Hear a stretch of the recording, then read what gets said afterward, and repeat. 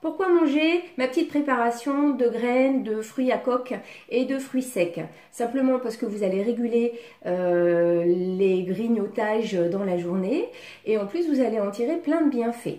Savez-vous qu'en fait dans tout ça, il y a une grande source de protéines et de fibres. C'est bon à savoir lorsqu'on fait un rééquilibrage alimentaire. Vous allez aussi faire du bien à votre santé parce que paraît-il que ça diminue le risque d'avoir un cancer du côlon, ça diminue aussi le diabète de type 2 et vous allez en fait pouvoir faciliter le transit intestinal. Alors, vous pouvez aussi bénéficier des bienfaits tels que l'apport en protéines, en fibres, en calcium, en magnésium, en phosphore, en zinc, en sélénium, en potassium, je ne sais pas si je l'ai déjà dit, en fer. Et il y a des vitamines B1, vitamine B2 et vitamine E en fait dans tout ça. Consommez les crus de préférence et sans sel. Ainsi vous allez pouvoir vraiment bénéficier de tous leurs nutriments. Voilà, un petit conseil, pas plus de 10 à 20 grammes par jour. Vous prélevez la petite quantité, vous remettez sous vide et comme ça vous avez votre petite coupelle à grignoter quand vous voulez dans la journée pour les petits trous. Ou en balade hein, quand vous partez marcher, il fait si beau en ce moment.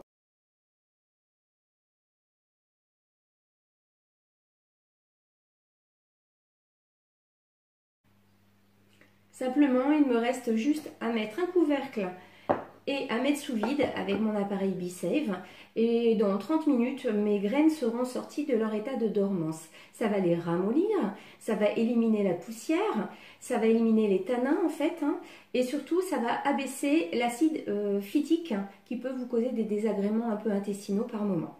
Voilà, admettons que vous auriez eu des amandes avec encore leur enveloppe. Grâce à cette technique, vous allez pouvoir enlever cette fine peau sans problème au bout de 30 minutes. Voilà, voilà pour les graines. Je vous montrerai dans une autre vidéo la recette de mayo vegan, promis.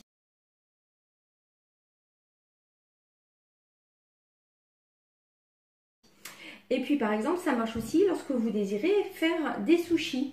Vous savez que le riz et sa préparation dans les sushis et les makis est très technique hein, puisqu'il faut laisser reposer toute une nuit, laver 36 fois pour en éliminer toutes les impuretés. Là en fait pareil, j'ai mis de l'eau dans mon récipient et je vais simplement verser mon riz pour 30 minutes. Donc là je vais mettre à peu près 340 grammes. Voilà, on y est presque. Alors, souvent, on ne le sait pas, mais c'est très sale, hein, le riz. Vous voyez déjà, l'eau devient trouble. Je vous garantis que d'ici 30 minutes, on se retrouve après. Vous verrez que toutes les impuretés sont sorties du riz.